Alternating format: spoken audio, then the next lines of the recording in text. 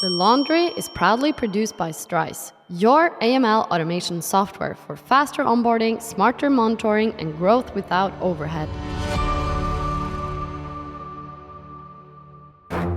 It's getting more complex, more international, and in some ways more old school too. Welcome to The Laundry, the podcast connecting AML, compliance, and financial crime to the real world. Buckle up and prepare for takeoff. We're back with our series looking at how different countries approach the fight against financial crime and the lessons we can all take from it. This week, we're touching down in a nation where a scam involving tulip sellers can make international news. I'm your host, Marit, CEO of Strise, and in this episode, we are revealing everything you need to know about financial crime in the Netherlands. And by everything, we mean alle. Alles? Alles. Alles. We'll be discussing how money laundering and financial crime operates in Netherlands today, the moments that have caught the public's attention, and the solutions going forward. To dive into this topic, I am here with Erik Reissenweber, Anti-Money Laundering Specialist, AMLC. Welcome to The Laundry, Erik. Did I pronounce your last name correctly? It is a challenge, but I think most people will understand. Yes, thank you. Before we dive into the conversation, can't you just give our listeners a little background on you and AMLC? Yes, well, I live with my family near Utrecht in the Netherlands. And I've worked for over 12 years as senior compliance manager in several financial institutions. At the end, the last one was also a bank.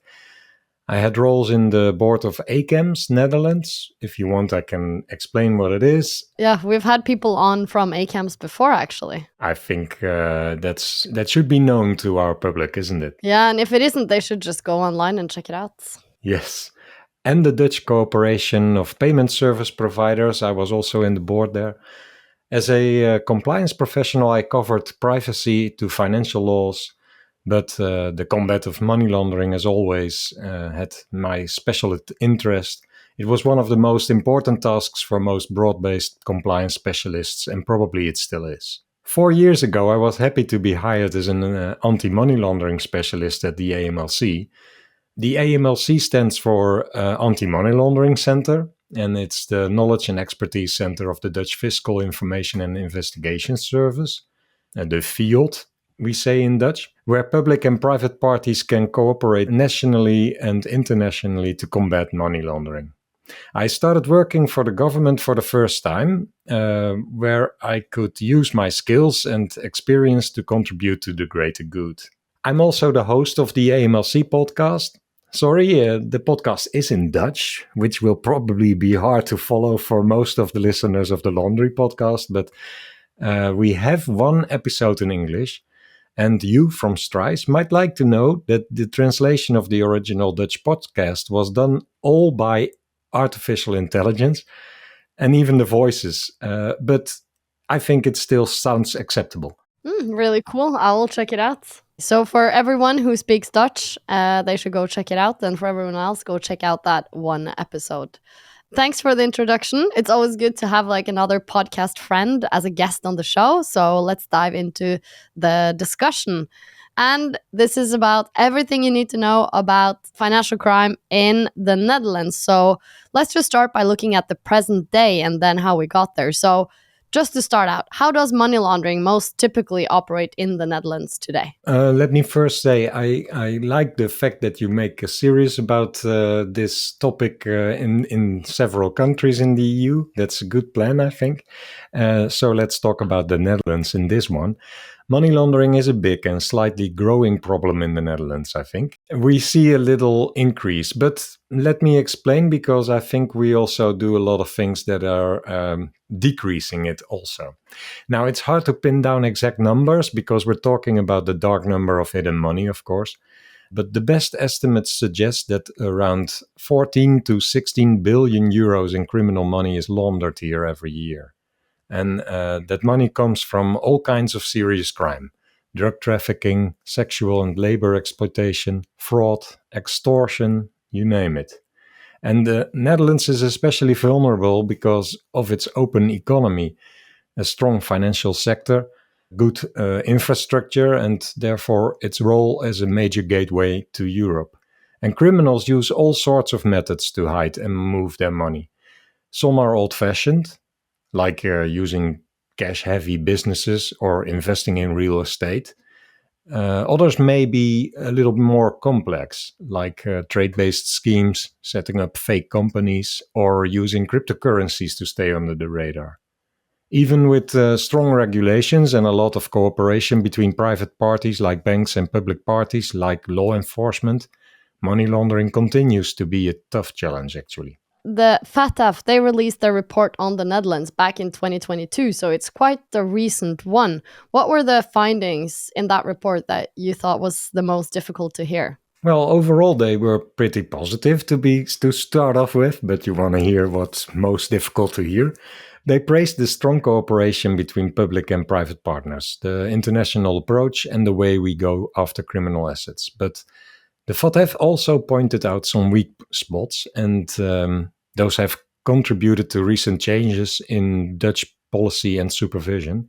For instance, they said we need to do more to prevent criminals from hiding behind complex international company structures. Basically, making sure we know who's behind pulling the strings at legal entities. They also called out professions like notaries and lawyers for not doing enough to spot and report suspicious activity. I mean, I feel that is true for every jurisdiction almost. It seems like that, yeah. Well, in my opinion, financial institutions have been under scrutiny for last years, but now we're focusing also on other parties. It's kind of a waterbed effect, maybe. Yeah. So now there's more pressure on those sectors to comply and report. And crypto and other new financial platforms came under scrutiny too. The FATF wants tighter rules there, and we've seen new regulations come in as a result in the Netherlands. They also pushed for tougher action against illegal financial services like underground banking and unlicensed trust offices. Is that a big problem in the Netherlands? Well, the trust offices is something that I understood is quite typical for the Dutch situation. Not really sure why exactly, but the government has been tough on trust offices lately too. So the last few years, we see a decline in misuse of these trust offices. What is some of the regulatory changes that has emerged from the FATF report and the kind of efforts that's going on that you think are really positive? We increased supervisory enforcement and risk-based approaches led by the Dutch National Bank in this case. The introduction of the UBO register to improve transparency of beneficial ownership. It's something that is also something international, but that's what we did here too. I remember reading an article, it's a while back. It was not just about the Netherlands, since it is countries that has a lot of, big ports, a lot of ship coming in. It's obviously a destination port in Europe, so to say, for drug trade. It can come in through the ports. But that was not really the point of the article, but it was just, since there's so much money in it, it needs to find a way to go. And since it arrives in the Netherlands just by proximity, then a lot of people end up buying businesses, fueling money through businesses. Suddenly, if you are an important business person, you can gain political power, you can gain influence. So it was like a problem that the drug money kind of gets into, like a high concentration getting into the regular businesses around the port cities. I don't know if you have read anything about this or if this is like a growing concern for people, or what's the take on this in the Netherlands? Well, the amount of drugs and the money that is that they make a profit out of it, they have to conceal their the source of that funds, of course. But I'm not saying that these funds only go to the Netherlands. No, of course not. And also the article didn't say it was only in the Netherlands, but it was more the point that it will just by proxy end up in like a high concentration around the port cities, when then, a lot of legitimate businesses will be kind of owned by people who had used drug money to buy them and fueling drug money through it. We've talked a little bit about the present. How has financial crime impacted the Netherlands historically? What are some of like the big cases or stories that have captured the public's eye? I think I should start with the 2018 settlement with ING, the large Dutch bank. Let's go straight to Amsterdam and speak to Ralph Hamers, the CEO of ING. Ralph, great to have you with us. The big focus for the market is how ING is to absorb that €775 million settlement for the money laundering allegations by Dutch prosecutors. It clearly kind of is a shock to some of our people and certainly also some of our clients. For us in management, this was not new. This was nothing new that was coming per se. So we knew that there were shortcomings in our processes. We didn't wait for the fine to come out. So the improvement processes around client onboarding, client activity monitoring, all of those improvement processes we started already 18 months ago. And clearly we will have to continue those going forward. That was quite a game changer in the Netherlands, to be honest. It sent a strong message. Banks aren't just money handlers, they're gatekeepers against financial crime. Since then, we've seen banks investing heavily in compliance, KYC and transaction monitoring. Reporting of suspicious activity has gone up, sometimes even too much, out of fear of getting it wrong maybe. It also pushed prosecutors to take a tougher stance on banks. The ING case showed they could go after big institutions, not just small fish. So that had a ripple effect, actually. More pressure on financial regulators, more cooperation between banks, and a stronger focus on weeding out of not just criminals that are laundering the money, but also the people and the systems that enable them. Yeah, that was a big story. Have there been anyone in the more recent years? The first thing that comes to mind is January 2025, when the Dutch National Bank imposed 2 administrative fines on Volksbank, that's another bank in the Netherlands. The administrative fines totaled 20 million euros. The bank insufficiently monitored its clients and lacked adequate insight into risks, resulting in money laundering risks not being detected in time. And that's quite a serious offense, of course. There's been quite a few cases then in the Netherlands. Yeah, recently there were other gatekeepers also sanctioned for failing to meet their obligations. So yeah, we're looking at quite some fines and settlements, yes. And how important is asset seizure to fighting financial crime in the Netherlands? Is that impacting it at all? What I read and what I think about it is, yes, it's absolutely crucial in fighting financial crime in the Netherlands. In 2023, authorities seized a record of 363.5 million euros in criminal assets. And that's a 50% jump from the year before. And even though the number of money laundering cases went back to pre-COVID levels, the focus has clearly shifted to quality over quantity. That's good. That's a good development. The AML Center where you work talks about the Dutch approach to AML. How do you see that, and what makes it different from the rest of the EU? On a higher level, it's a mix of being strategic, strict, but also collaborative. First of all, the Netherlands works risk-based. That means we don't spread our efforts too thin. We focus on the biggest money laundering threats based on national risk assessments. And that's not just a government job.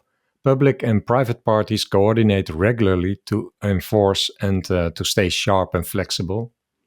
Another remarkable difference, maybe, Dutch institutions have to report not just suspicious, but also unusual transactions to the FIU. Have you guys seen like a big impact in the fact that you guys have to report like unusual and suspicious activities? Do you see that having a big impact? I think that the impact for the FIU and the government is not that big, but the impact for the financial institutions with an obligation to report, that has quite an impact. We see now that in the new regulations, we may not be able to have the same system anymore. Unusual transactions will merge to only reporting suspicious transactions, which probably will lead to less reports. Could you give an example of something that is like an unusual transaction versus a suspicious one? Because a lot of businesses is different than a private individual who, receives their salary, pay their mortgage, and, you go out to eat and shop and like you pay your bills. But Are then the Netherlands really good at this unusual transactions on corporates too? Do you know? What I've seen in my past as a compliance professional in financial institutions, for example, if a shoe sales shop or a hairdresser has incoming payments of, let's say, €1,000, then it doesn't make sense because one haircut doesn't cost that much, Yeah, of usually. course. So that's unusual. But I mean, in order to have these kinds of rules, you need to have a quite sophisticated, like, technological setup, and you need to define what's unusual for every type of business. And I don't know, maybe there are some hair salons that do kind of charge €1,000 because it's like the premium of the premium, and it only cuts like celebrities and rich people. I don't know, but is then the level of sophistication on technical implementation in Netherlands like much higher than others, or is it more like, oh, we want to do unusual transactions on businesses, but acknowledge it's much harder and it's more focused on private individuals? I'm not sure if it's such a big difference. To be honest, I can only explain this from my point of view when I was working as a compliance professional before I worked here. And it's hard for me to compare, but for example, also businesses. If a business has opening schedules for until 6, but the business processes a lot of payments at 12 o'clock at night, then it's quite unusual. That's an example of what you might think of then. That is definitely unusual transactions, but yeah, I haven't know a lot of people that I know that work in compliance as well has that struggle with businesses who claim payment outside of opening hours, and then immediately you know that something might be a bit off. But before we move on to talk about the future of financial crime in the Netherlands, from your experience as a compliance officer, what was like the worst case of money laundering that you saw? Well, I was most impressed by underground banking money laundering cases, where a lot of money in cash was sent around, and I think that's something that we see now, taken from the whole financial industry, leaving no traces. That is something that we really need to look after, in my opinion. Yeah, isn't it? I mean, just in the Eurozone, the number of like euro bills has increased eightfold in the last 10 years or something, even though digitalization is drastically gone up. So it just doesn't really make sense on how much cash there is. So that's the underground banking then. Yeah, that's true. How were they organized? Like, what made them impressive? Well, when you look at it from the side, you might think that it's really organized. But in my opinion, it's usually people finding each other via social media, for example, or chat apps, telling others what their services entail, and then they find each other. So, yes, there are people running the business on a higher level, mostly not in Europe itself, but in other places in the world where they are harder to detect and to prosecute. They are the ones that they add up the money that is going around everywhere in the world. Okay, we'll be right back to talk about the future of financial crime in the Netherlands. Don't go anywhere. Live on stage at Venue 81 in Stockholm! Want to energize your next event with something truly unexpected? Live on stage from Shoreditch Studios in London. The Laundry Live brings financial crime and compliance to life on stage, with laughs, insights, and a healthy dose of drama. Live on stage at the Ministry of Sound in London. From packed out venues to intimate in-house tapings, we've done it all. A live recording of The Laundry is the perfect way to engage your audience and bring fresh energy to your agenda. Stockholm, please make some noise! We love hitting the road, so if you're planning an event, why not add a little podcast magic? Email us at laundry@strise.ai to get started. We'll bring the microphones, you bring the crowd. We'll continue the discussion over pizza afterwards. I'm interested to learn more. Okay, we've looked at the past leading up to the present. Let's move on to the future. What do you see as the biggest challenge in fighting money laundering, which is increasing, in the Netherlands going forward? In this case, my answer would be it's getting more complex, more international, and in some ways more old school too. first, we are seeing a rise in cash used by individuals. Yeah, just like we talked about. It's so fascinating with trends because I feel it's always like a pendulum. Like, okay, you're super digitalized. Okay, let's go back to basics. I also heard from someone who works in retail banking that they had started seeing, now you can't go over to, your local gas station and rob for cash because there's no cash there anymore, right? So that is just not an option to do financial crime anymore.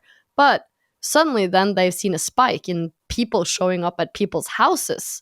So it's like going back to basic, physically going to your house, which is crazy. But it's just because so many of the digital options have it's harder, like people are more alert, they don't give away their kind of password and ID anymore. So it's so fascinating, this with cash getting more old school. It's always like a pendulum, and you will always find someone who's doing like anti-cyclical trends. It's important to understand this, and to be honest, what I hear also often is that we're looking for alternative ways to influence and to have impact without really always having to go for something that the judge decides.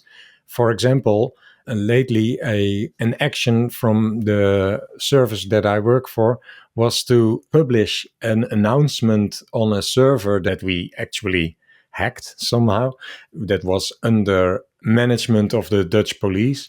And we announced that people that were buying, for example, illegal goods or weapons on that place, on that marketplace, dark marketplace, that we were also after them after that announcement, and that the darknet market was closed. And then I think that's a good way to have impact in a quite easy way, actually. Yeah, true.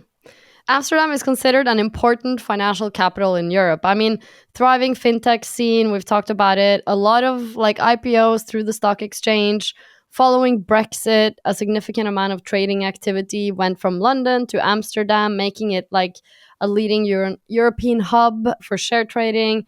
Has this push to get more innovation and innovative businesses to Amsterdam meant accepting like a larger risk appetite when it comes to financial crime? To be honest, I do not really have hard data on that, so I'd be cautious to draw conclusions. I mean, it makes sense what you just said, and I know that the police, especially in Amsterdam, has a real strong focus on this.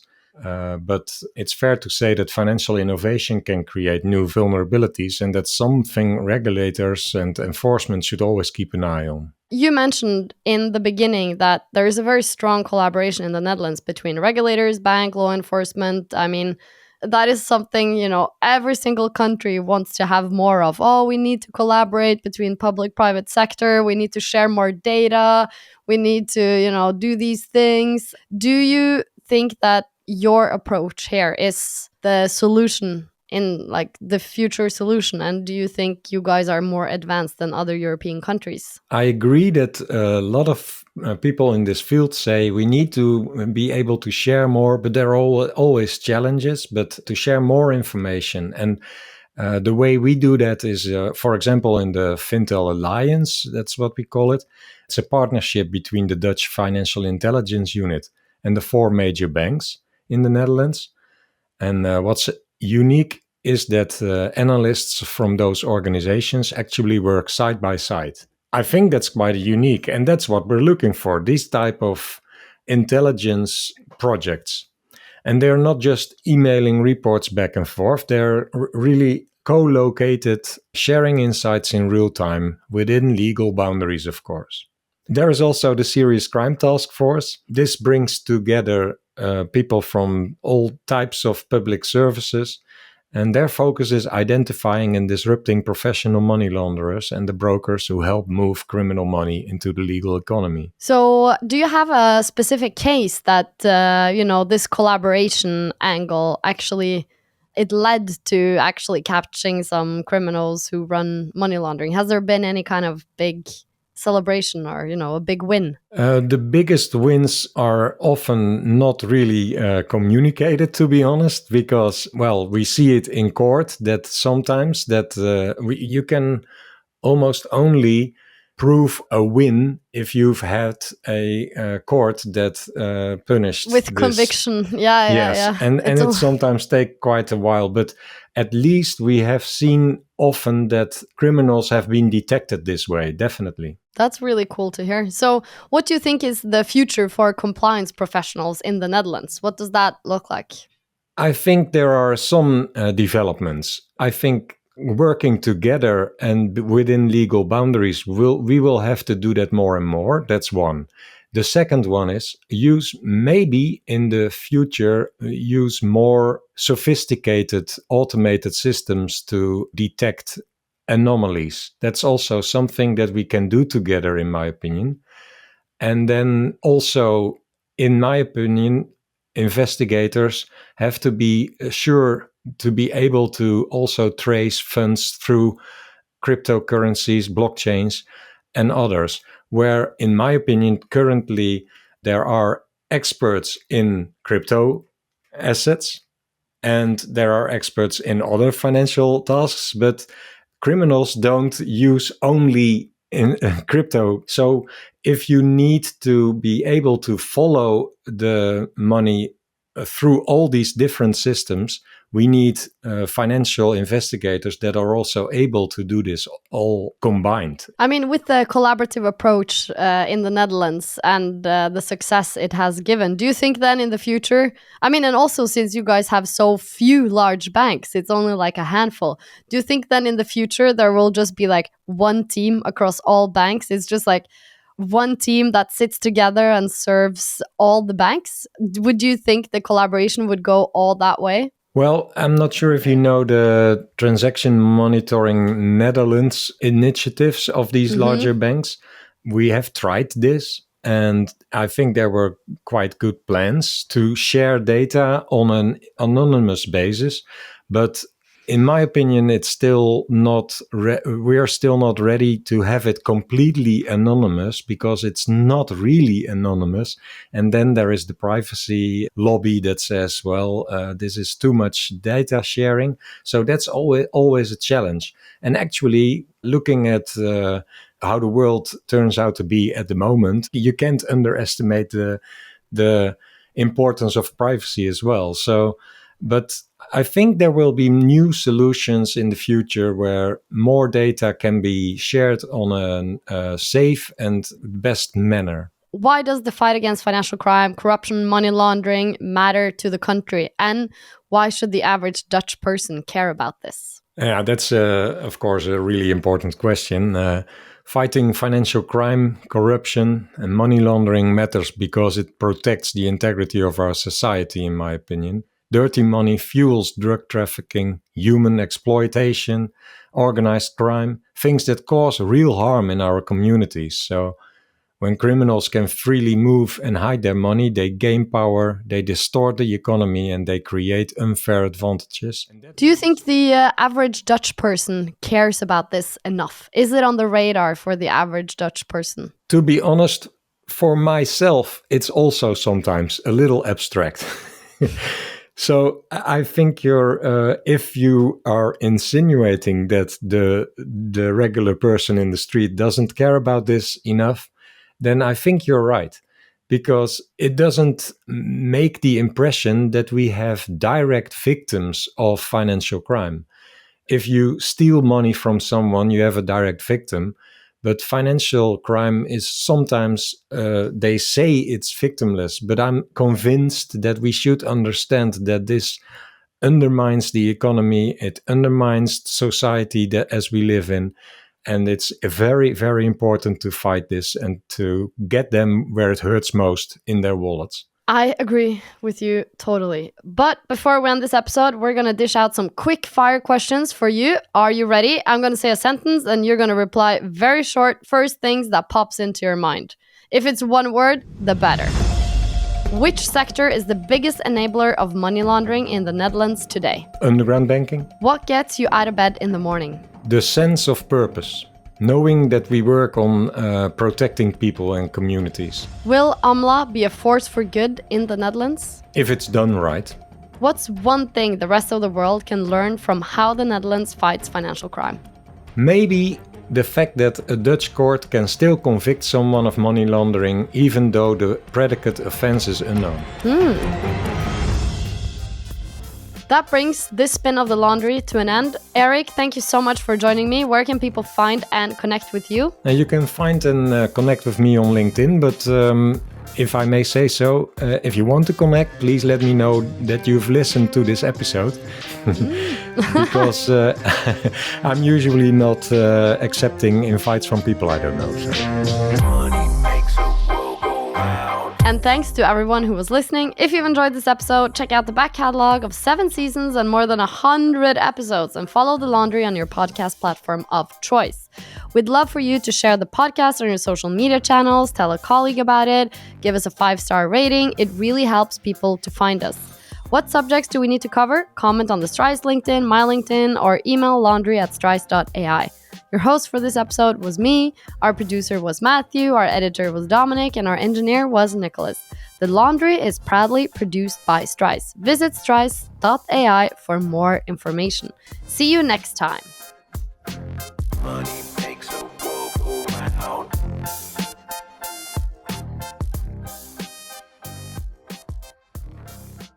How would you like me to pronounce your last name in English? Reissenweber or Weber or Reissenweber? Reissenweber?